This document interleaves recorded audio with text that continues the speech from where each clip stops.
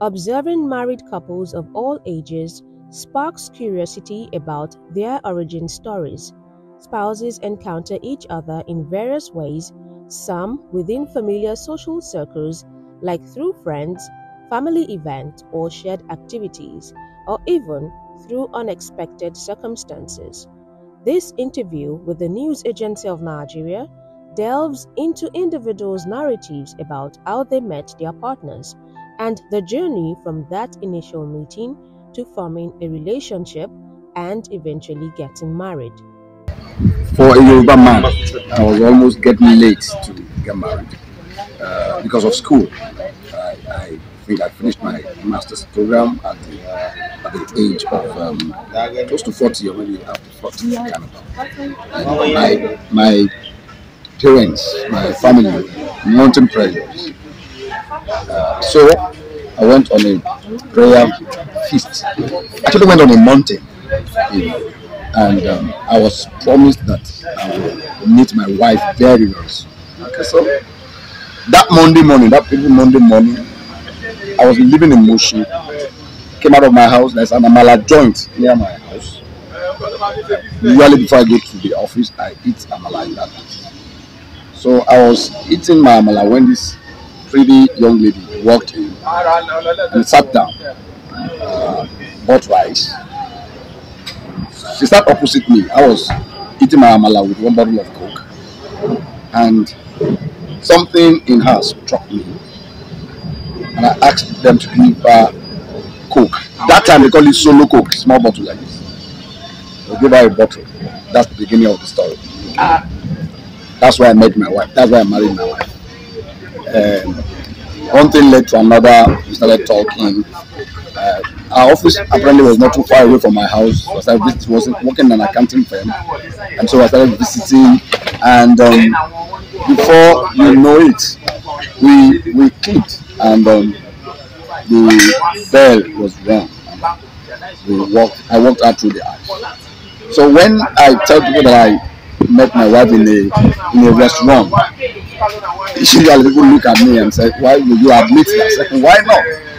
Eventually, she turned out to be a very fantastic cook. So it might not be a wrong place to meet a woman after, but she's been. We were like 24 years running now, and it's not been rosy. It's not been rosy. We've had our own challenges, and we're blessed with three most beautiful girls in the world. It's far back as 2000, 1990 or 1991, thereabouts. While I was in SS1, I was the secretary of Nigeria Conservative Society, where we had an excursion, and we were registering students that were going on the excursion. So there's this government day secondary school that came, and the registration fee was 500. Okay, so being secretary, you come and register, you drop your 5 naira. 5 naira, yes, 5 naira then was the money. And there was this pretty young lady I cited. Like when I saw her, something struck my mind. Like, wow, what a beauty! So I'm sure she noticed a sign on me. So when she got to the table, all she did was to drop her 5 naira and was walking away. Susan Francis. I said, hey, hey, come back here. So I needed to use my authority to pin her down because I needed to see her well and have her grammar. So I said, come back here. So she came. I said, you dare not walk out of me when I've not registered you. Remain here. What's the name again? Susan Francis. Okay, register. So while we got to the park, it was conservation, it was a national park, the Shakagumshi National Park. So we went to so many places. So we were at the hippopotamus school. I was social prophet also in my school. And so I had my girlfriend, Princess Rahima, we were together gisting while lectures were going on. Then suddenly somebody asked a question, and the park manager said that since he's been bringing students on excursion, nobody had asked this kind of intelligent question. So I tried to who is that person that asked this question? and I realized it was that same young lady. I was like, wow. So as pretty as she is, that means she has something of it. Then the next time we will meet, the second meeting, we had inter-school sport competition. By then I was in SS2 and I was a social prophet. And their school was just dealing with our girls. And there was a young girl that was standing out and they were shouting, Susan, Susan, Susan. And I came out to watch, it was that same year. I said, okay, this girl, I think there's something about it.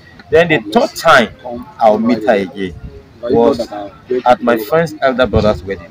This was 1996. I remember the date precisely. 1996 in Gembu. And I observed that this same young lady was at the wedding. This time she has grown up. You know what I mean? She has grown up and so looking mature. Like, wow, this girl is pretty. So I observed she was so photogenic. So I borrowed camera from my friend. Has no film. You know, then they used to use film. So there was no film in the camera, only battery. So I borrowed the camera from him just to attract her attention. I went to her. So she has finished snapping. She was about to say, oh, let me snap you. She didn't remember me, but me, I remember that. So she was posing. Take out. I was just flashing her, empty flash. By the time I finished snapping, she now walked up to me. So when will I get my pictures? So that's how I started talking with her. We got talking. Now, let me tell you the funny thing that happened. Something dramatic. You know, guys. So we went back to our hotel room. We were not gisting. And I said, man, that pretty young lady, I'm interested in her. One of my friends tapped me, said, oh God, calm down. No, that was Peter's younger sister. My own friend that invited me to his elder brother's wedding. I said, what? Is that Susie? I said, yes. You mean that's Susie, your younger, because I know the family. Oh, that's Susie, your younger sister. So the guy warned me, said, be careful. Don't find anything with my sister. I said, sorry. So I didn't tell them my plan of traveling the next day. We just woke up in the morning. That my friend was not monitoring her movement. The moment she left for park, that's how I carried my bag around to the park. And fortunately for me, there was only 2 seats left and it's the front seat. So they now put the 2 of us in front. So she was beside me and that was how we got talking and we became friends.